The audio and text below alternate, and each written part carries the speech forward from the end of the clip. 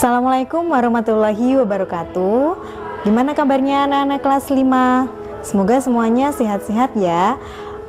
Jangan lupa di rumah tetap sholat 5 waktu, mengaji, dan tidak lupa membantu orang tua. Oke? Baiklah, kali ini Bu Nelly akan membahas atau mencoba menjelaskan tentang materi IPA tema 8 ya, yaitu siklus hidrologi atau daur air. Oke, yuk. Baiklah, kali ini Bu Nelly akan menjelaskan tentang siklus air atau daur hidrologi. Pada dasarnya, jumlah air di alam ini adalah tetap. Air merupakan sumber daya alam yang dapat diperbarui atau selalu tersedia di alam, atau tidak akan habis kalau dipakai oleh makhluk hidup. Oke. Siklus air, daur air diawali dengan proses pemanasan bumi oleh matahari. Apabila mengenai permukaan air, akan terjadi evaporasi. Apabila terjadi di permukaan tanah oleh tanaman atau makhluk hidup lain, terjadi penguapan atau yang disebut transpirasi. Keduanya ini termasuk penguapan. Kemudian terjadi proses kondensasi, uap air yang sudah naik ke atas kemudian berkumpul menjadi awan, itu yang disebut proses kondensasi. Proses kondensasi ini apabila sudah lama dan jenuh akan turun hujan, yaitu disebut proses presipitasi.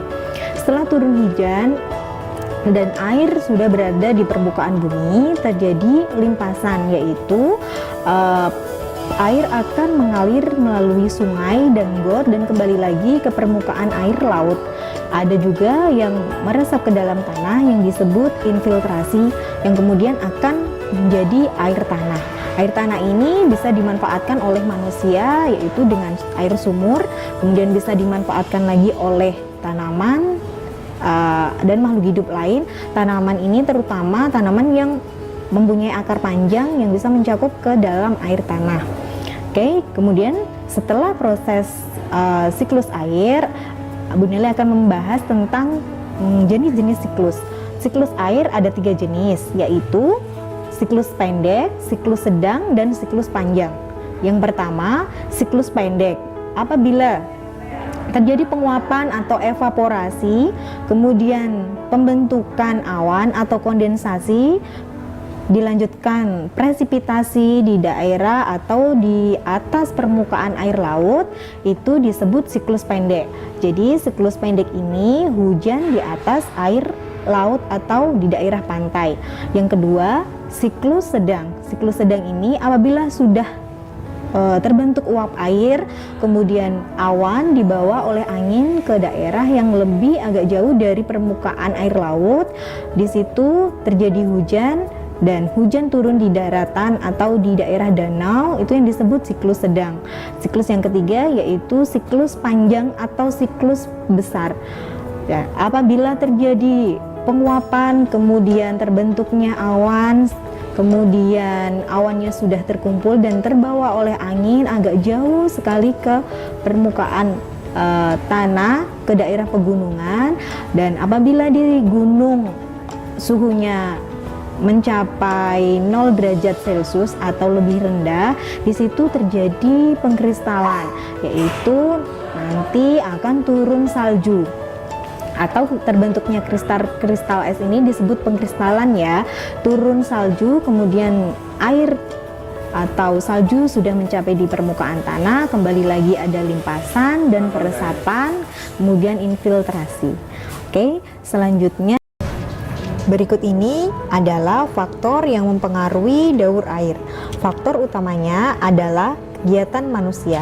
Semakin banyak jumlah manusia di bumi, berarti semakin banyak juga daerah pemukiman serta fasilitas jalan raya seperti pengaspalan.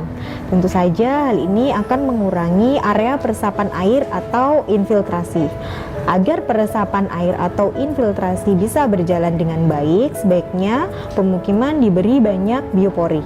Perilaku manusia lainnya yaitu menebang hutan secara liar, menggunduli hutan, dan sampai ke bencana kebakaran. Hal ini akan mengakibatkan tidak adanya penghalang permukaan tanah dari sengatan matahari sehingga penguapan tanah menjadi lebih cepat. Selain itu, pada saat terjadi proses presipitasi atau hujan, air hujan akan langsung terkena atau mengenai permukaan tanah sehingga tidak ada lagi pohon yang menahan air di tanah. Proses peresapan juga akan berlangsung lebih cepat, akan mengakibatkan bencana tanah longsor. Bisa jadi air hujan yang tidak tertahan akan langsung menuju ke daerah yang lebih rendah dan dapat mengakibatkan bencana banjir di daerah dataran rendah.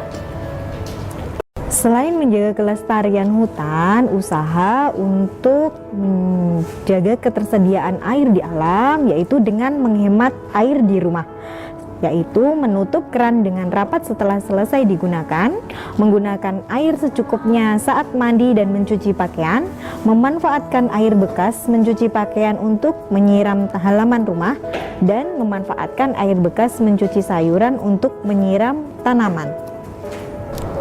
Demikian penjelasan siklus air dan siklus hidrologi, semoga bisa bermanfaat dan bisa membantu anak-anak dalam belajar memahami materi IPA tema 8. Harus lebih rajin belajar lagi dan jangan lupa menghemat air, jaga ketersediaan air di alam, dan wassalamualaikum warahmatullahi wabarakatuh.